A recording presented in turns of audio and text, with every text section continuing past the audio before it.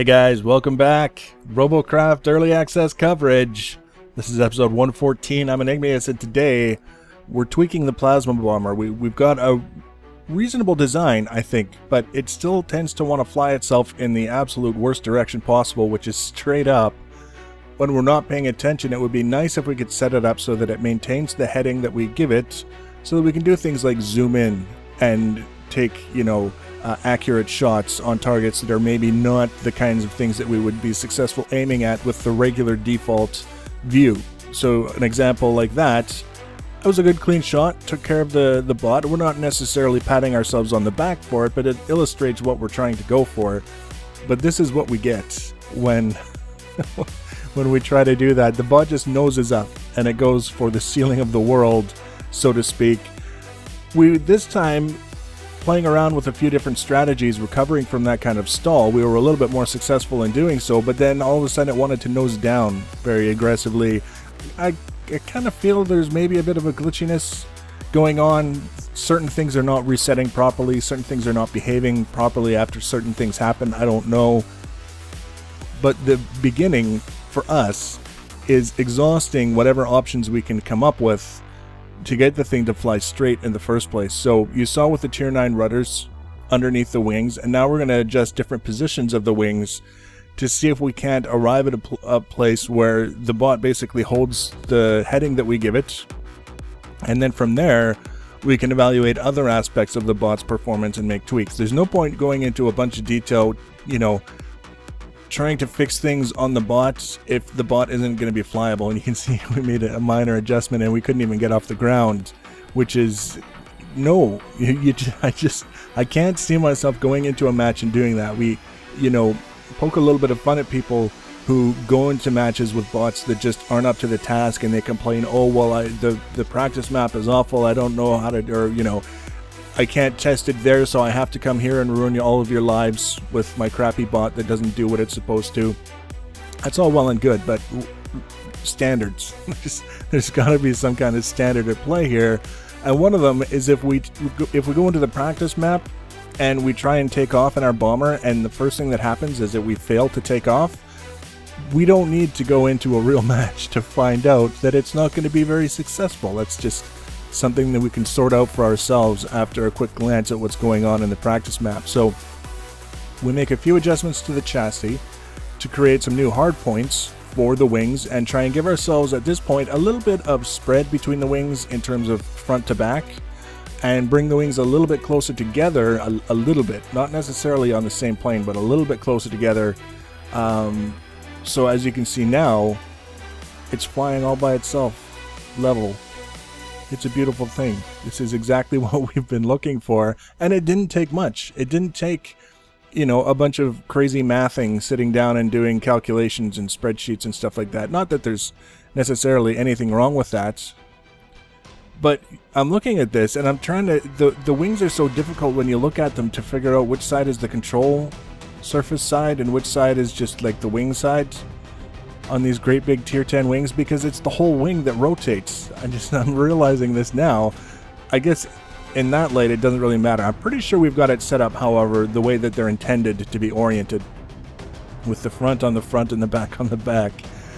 The main thing here, however, is simply that it's flying the way we want it to, and because it's flying the way we want it to, then we can stop and think about some of the other things that we noticed in the match that we did, the epic 23-minute slog. The main thing that I noticed from that is that we took a lot of damage in the ass. That's just the nature of not just the bot, but the way I was flying it, and basically I wasn't confident in the bot's ability to sustain direct fire for any amount of time. It's a flyer. We know this. If you stay in the enemy's line of fire for long enough with them shooting at you, they're going to destroy things like wings that are absolutely necessary for our ability to continue fighting. So when we start to come under fire, for me personally, my instinct is, okay, we're getting out of here. We're going to duck behind some sort of cover, whether it's a mountain or another bot, whatever. It doesn't matter. And we're going to make another run at it from another angle if we have to, but we're not just going to sit here and take it to the face and then complain that flyers are no good. We need to make some decisions that involve our survival And because of that, we got shot in the ass a lot. So one of the things I wanted to look at is ways to protect the back end of our bot. Now we could build it out a little bit, which is never a bad idea, especially with something like an armor core or a Triforce build. If you can keep it compact while, you know, packing in the extra armor and controlling the flow of it to at least some extent so that it's not just going directly from where it hits to the pilot seat, that's a great way to allow your bot to absorb more damage before you need repairs or a respawn or, you know, a new lease on life.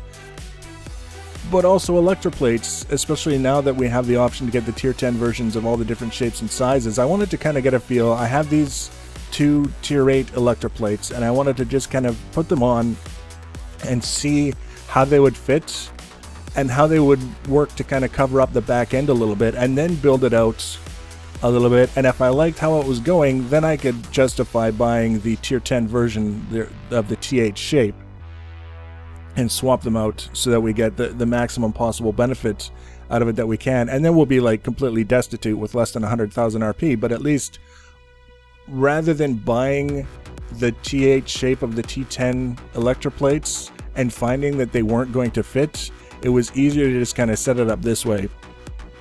Additionally, I wanted to look at how certain things were mounted, taking a look at the wings, taking a look at the thrusters. Originally, I had the rear rudders, those vertical ones, on the same block that the rear thrusters were mounted to. That's just a recipe for disaster, because it means if either one of those things gets destroyed, typically based on what we can see here, it will probably be the rudder, and the damage transfers and destroys the block that the rudder's sitting on, you lose the thruster as well. It's just a design thing. It's such an easy thing. Once you see it, you can correct it, and you can say we're not going to set ourselves up for that kind of disappointment. And so that's what we did. We just made a one block separation, and we set it up in such a way that the damage can't transfer directly across from the block that the rudder is on to the block that the thruster is attached to. It has to go around a few more blocks before it can do that. Still doesn't mean that we're going to be, you know, able to treat our bot like a flying tank, I don't expect. But it's also going to reduce the likelihood that every time an SMG looks at us, we're going to have the back end of our bot chewed off and possibly end up destroyed as a result. So with all these blocks that I'm putting in now, this is just extra armor that we're jamming in there that someone's going to have to chew through before they can get to the area where our pilot seat is. Again, thinking in terms of taking shots from the back. In terms of the sides, and even from the front, the bot handled pretty well. In the last episode we did that long match, I never really felt like I was taking too much damage from the front, taking too much damage from the sides. It was always from the rear. So we've beefed up the rear a little bit. We've put ourselves in a position where we can soak more damage in that particular area of the bot. We can fly level. We're in pretty good shape, I think. So I'm going to let you watch the rest of this practice match footage. Practice. I keep saying practice match. It's practice map, I understand. At the very end of the video, just before the end slate, there's a little bit of a modification that we made, putting some steering thrusters or maneuvering thrusters, depending on how you want to call it, on the front end, so that we can get a little bit faster tilt to bring the bot down in case it starts going back to its old ways of nosing up. We'll be able to bring it down a little bit faster and a little bit easier. And then we ran out of CPU, so it's possible between level 94 where we are now and level 100 that we're going to free up enough CPU to put those thrusters in place so that we'll have up and down assistance and be able to maneuver a little bit better. But for now, we only had enough CPU to help us with the tilting down. I'm pretty happy with the bot. The next episode, we're going to get into another match with it. We're going to fly around, we're going to shoot some guys, we're going to get blown up ourselves, and it's going to be a riotous, joyous good time. Or so we'll tell ourselves. If you want to be notified about that video, the easiest way to do that is to subscribe to our channel and or follow me on social media. Links for social media in the information section below the video. Please leave your comments and feedback. Thanks for watching, guys, and take care.